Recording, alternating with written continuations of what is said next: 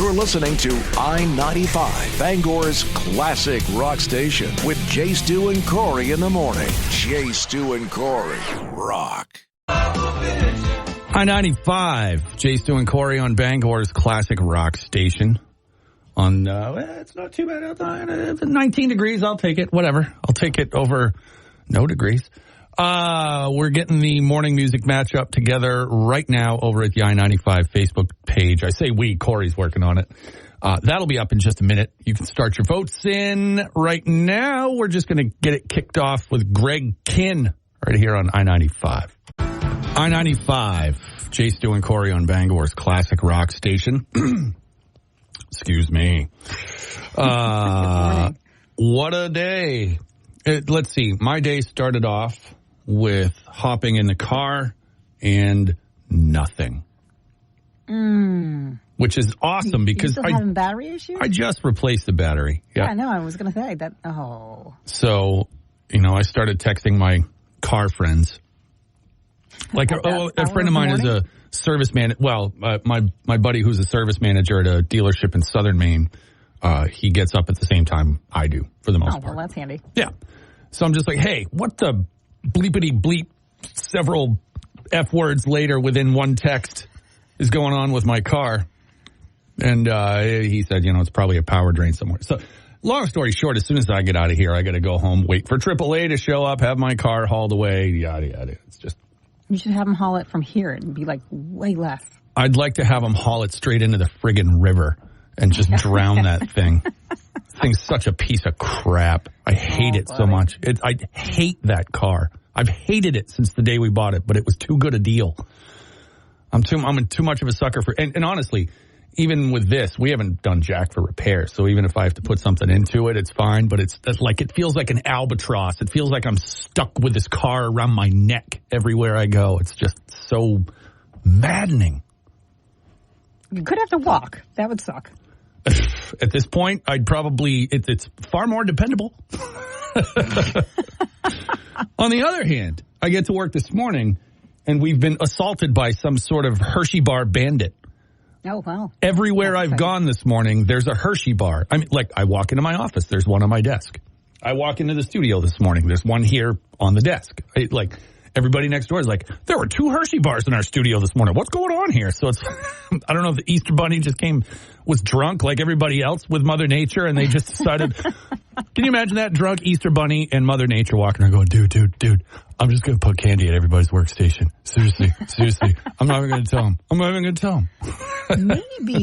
Maybe they were in cahoots because everyone got up and bitched yesterday about how ridiculous the giant iceberg chunks at the end of everyone's driveway were. I was reading just everything online yesterday. It was like, I can't get out of the driveway. Thank God I have 2 really awesome neighbors. And before I could eat, because I threw my back out again hauling wood in because I'm an idiot. And so I was in the hurt locker to begin with. And they were chiseling. I mean, it was like 3 feet. I think my youngest was probably about as high as the chunks of ice. Oh, sure. Which must have happened. I mean, I went to bed and it didn't look that bad. And I woke up the next morning and I was like, what the crap? Well, they probably finally cleared your street properly and bunged it up at the end. It's weird. Everybody else, man, Southern Maine, it's like Ice Storm 98 down there right now. Really? Yep. I've seen pictures of my friends' houses, stuff like that. Like everything. It's coated in ice. Like pretty much, it seems like everywhere, close-ish to the coast got beat on with ice, like Belfast, Deer Isle, all the way down to even into Portland along the coast. They just got wailed on by the ice. We got nothing. The lights never even flickered at my house. I live in the Brown-Muta Triangle, as we call it. And nothing. It was incredible. I couldn't even believe it. Huh. So, well, there we go. Got that out of the way. Weather sucked over the weekend. Maybe that's why the Hershey bars showed up, because everyone was like, well, at least we'll give them some chocolate. Yeah, it'd be awesome. Yeah, I find out that was the case. Anyway. We do have a morning music matchup up. In fact, over the weekend, we celebrated our 4th anniversary of being on the air, which means that 4 years ago, it was also COVID. So we survived that. So I've got Survivor's Eye of the Tiger, and you've got Rock and Roll All Night from Kiss. That is the battle today. You can vote 991-9713, or you can hit us up on Facebook or our app and celebrate with us today. All right. There you go. Let's do it. On 95. I-95, Bangor's classic rock station, JStew and Cori here. We're on the sort of homestretch tail end of the morning music matchup. We got Kiss versus Survivor today. Now, we brought this up before. Yeah. The singer for Survivor, long after Survivor was done and stuff like that, you know, you've got to pay the bills and do stuff. Do you remember these commercials? Hold on, computer. Real men of genius. Yes. Real men of genius. Today we salute So, Mr. Really Bad Toupee Wearer. Mr. Really Bad Toupee Wearer. More than That's the guy from Survivor? Yes. Oh, man. That's him. That's what he did. The best one was here's to you, Mr. Rolling Cooler Roller. Or the best one was, I think it was the one where it was they were saluting the boneless buffalo wing inventor. Uh-huh. And at one point, the announcer guy, he goes, "We're not really sure what's in the boneless buffalo wing." And then his voice goes, "I hope I'm not eating rear ends." But nice. that's what he did after Survivor, was all those Real Men of Genius commercials. Wow. I mean, and that was well after Survivor. I mean, decades later still, but, you know, just the same. Oh, I saw them when they came to, it was back when the Mecca was still standing, and it was REO Speedwagon, Styx, and Survivor. The what? And they had, yeah. No, they had, the what? The Mecca? Is it Mecca? Yeah. Wasn't it called the Mecca? What are you talking about? The auditorium. Oh, I always used to just call it the Bangor Auditorium. Oh, no, it was nicknamed the Mecca for the longest time, I thought. That first time in my life I've ever heard it called the Mecca. Really? Yeah. Am I wrong on that? Am I? I'm not saying you're wrong. I'm just saying it's the first time I've ever heard it. I heard you say that the other day, and I sort of let it slip by in my mind. I was just like, I don't know what you're talking about. And then I was like, Bangor Auditorium. I'm confused. Now I'm questioning my own reality. We need some help. So with this what does Mecca stand for? The Mecca. No, people just called it the Mecca. You never heard that? Oh my God! No, I'm making not that up in once. my brain. All right, we need help right now. 991-9713. Am I making up that the Bangor Auditorium used to be called the Mecca? Because I'm pretty sure it did. And I'm not saying it wasn't, because I lived, I spent 20 years away from here. So whatever happened after I was gone. But I have never once heard the auditorium referred to as that. Okay, well, I'm pretty sure it was, but now I'm doubting myself. Oh, crap. Maybe it was just one of those things in your family. No, because my family never really went there for anything. We weren't basketball players. We were hockey players, so we were at the Alfond all the time. Don't know what to tell you.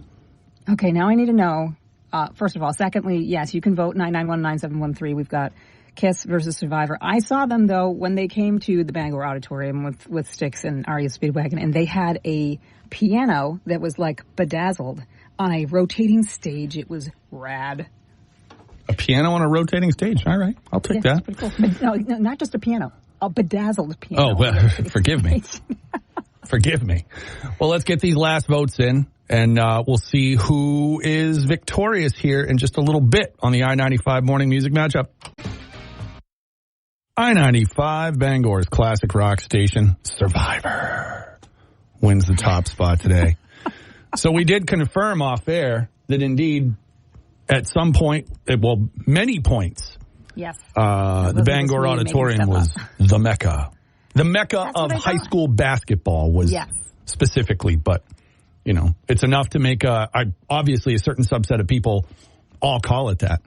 A very large subset of people. I mean, I found articles about it in the BDN, the Press Herald, all referring to when they were tearing it down. It was pretty much when they were talking about it. So it's a real thing. It's not just something that I... I wasn't accusing you of making anything up. It's just I have never, and those in my periphery have just never called it that. So, whatever. It is a thing. Oh, yes. I'm not completely on crack this morning.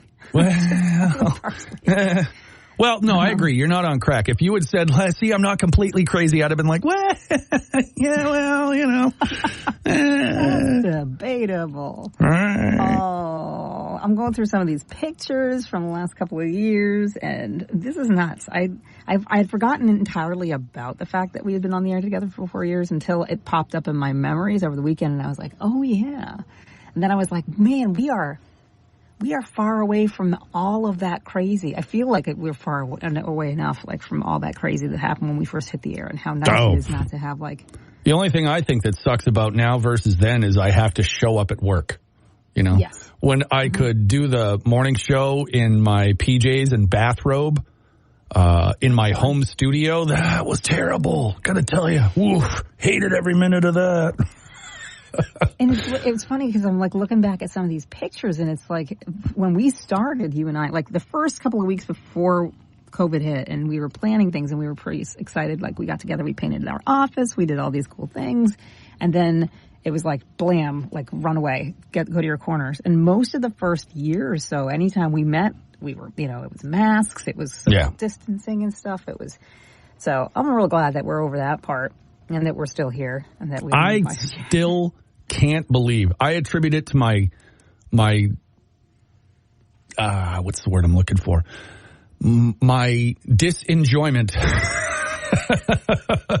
of everything outside of my house. But, like, here we are, you know, literally 4 years later, and I never got it. Never once did I get I never got COVID. Really? Never. Oh. And I mean, there were times where I was positive I had it. You know, like, I had a couple colds during the thing, and I mean, I'd test, like, nonstop. Throat test, nose test, like, I did everything but, you know, do like a proctological exam to see if I had COVID or not. And never had it. And it was weird. My wife had it. My mom never had it either. Huh. Every single person in our family has had it but me and my mom. So we just high-five each other. We're like, woohoo, yeah, screw you guys. I attribute it to my massive amounts of good health.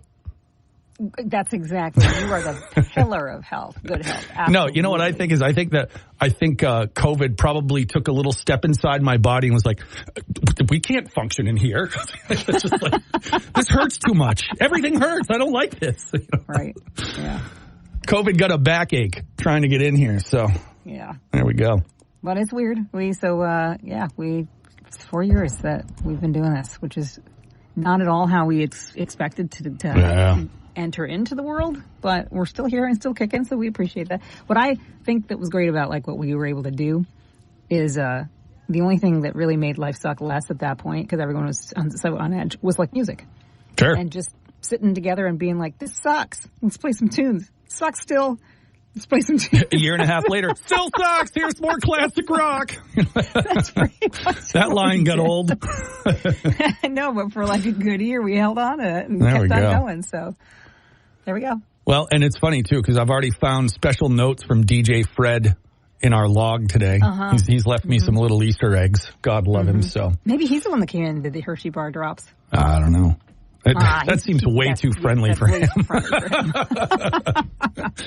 Anyway, we'll get back to the classic rock and keep your morning moving. Stay with us here, I-95. Hi, this is I-95, JStew and Cori on Bangor's classic rock station. We were talking about the upcoming eclipse, just a little while ago. Mm-hmm. And then somebody was just, hitting us up on the app talking about the Devil Comet also. Yeah, it'll be taking place at the same time. There's a creepy looking comet that's going to be a rare one. I'm like, yeah, the devil. There's nothing terrifying about that notion. So you wrote about this. It's actually been hanging around for a minute. It's the Devil Comet? Yeah. No. Oh yeah. Have they been going right with the world? What are you talking about? I don't believe that. There you go. Everything. The world explained. It's been visible in parts of our sky with like assistance. Not to the naked eye necessarily, but since like October. It's been hanging around, and it only comes once every 71 years. So, like, you're probably, well, you were born, but probably too young. Like, I remember Halley's Comet when it came around. I was in sixth grade, and it was a big deal.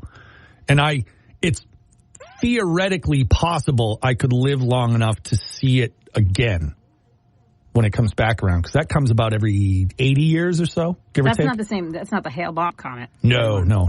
No, I will not be joining a cult and unaliving myself for the sake of joining their... Unaliving myself. That's the preferred term these days. Really? I swear to God. Yep. When you watch like documentaries and stuff, when people discuss that sort of thing, they refer to it as unaliving themselves. Get out of town. Swear to God. I'm so behind on this time. Yeah, well, they think it sounds better than the alternative, a little less harsh. But you know what'll happen is we'll say unalive for however long, and then somebody's going to be like, that's too much. Pretty soon we're going to be like, yeah, that person, vapor. You know, that's going to be the way it goes eventually. Unaliving is a term. For real? Yeah, I hear it all the time now on podcasts and stuff like that when I'm listening to things. Mecca, obviously, we figured out that was an actual thing. Right. Unaliving. Wow. Okay. But I saw a whole documentary. We went through a huge documentary phase last summer, and I saw a thing about the Hale-Bopp comet people. What were they called? Oh, it's going to bug me now. Yeah, we're going to have to look that up. Yeah, it was. They had a name, that cult. I can't remember what it was, but they were like Star Bridge or the Space Bridge or something like that. Either way, what we're really trying to say is that there are no deadly comets in our sky, despite it being called the Devil Comet. Now, the reason it's called the Devil Comet is because of the flare-ups that it has. And when the way it's shaped and everything, and when those flares happen, it makes a bit of a horseshoe shape in the tail, which look kind of like horns.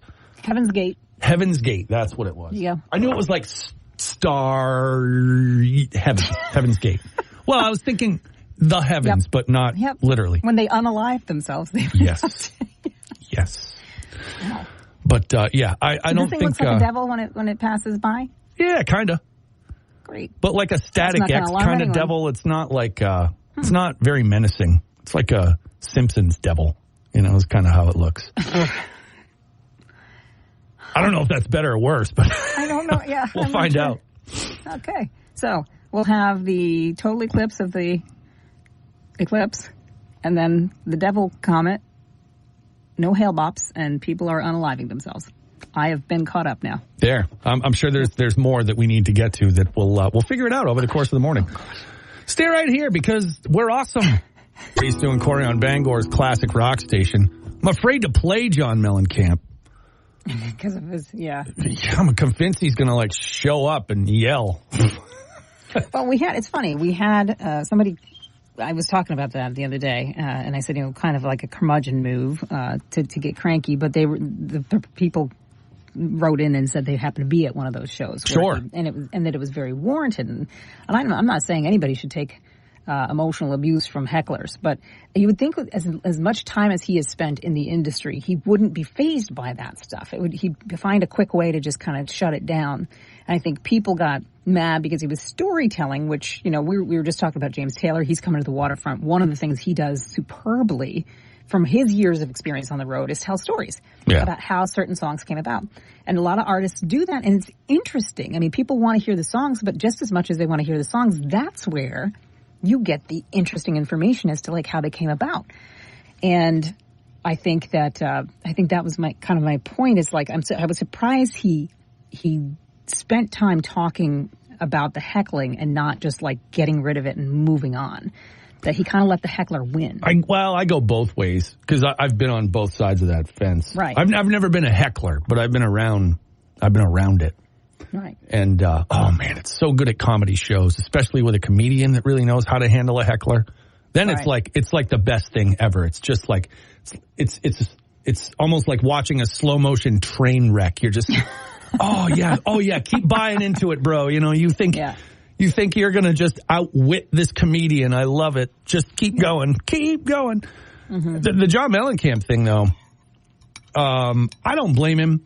If you're specifically kind of doing a tour, like you're saying, where part of the deal is you're going to be telling stories about the songs and stuff, and bringing people on a journey to get more intimate with the material as opposed to, just here, play the hits real loud and fast and stuff and get this crowd all pumped up. I mean, like you're saying, James Taylor, he'll tell the story that leads up to it that brings you into the song.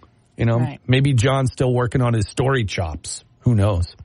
And the thing is, even when Godsmack came or Lamb of God, when they were here last year, there was interaction that was, between the singers and the crowd, so that you kind of got to know a little bit about the different things, or, at the very least, like what the song meant to them. And people just need to, I think, relax. Not saying that John Mellencamp does. I agree with you, like heckling it sucks. But again, I think my surprise came into the fact that he let it bug him. He was flappable. Yeah. And people are flappable, I get that, but he's been doing this for ages. I mean, what you do, in my opinion, is you just stop for half a second, you look the person right in the face, and you say something, you just look at them and go, shut up. No. Shut up. I'm talking. And then you go back to what you were doing. Or you I told you that sort it out. The best handling of a heckler I've ever seen was at a Motorhead show. Really? Yep. There was a dude, God rest his soul, this guy named Spike, who was literally probably the biggest Motorhead fan on the face of the planet, but also a drinker, So he just was yelling. And this was a club show. This was at Aura, before Aura was Aura. So it's like Motorhead in front of maybe 650 people, right? Just like a packed little sardine Motorhead show. And this guy keeps going, Lemmy, you're my father. You're my father. Like that. He keeps hollering it like in between every song. And finally, Lemmy just looks down and he goes, I don't even believe we're distant cousins. Shut your mouth. And they went into the next song. Nice. It was just so there you perfect. Go. There you go. Lemmy, always the gentleman. Yeah. So there. Well, I'll be interested to see if anybody gets heckled this year at the waterfront. If you don't know what we're talking about, there is a story about this at i95rocks.com at the app. You can check it out there. More classic rock on the way. Stay with us.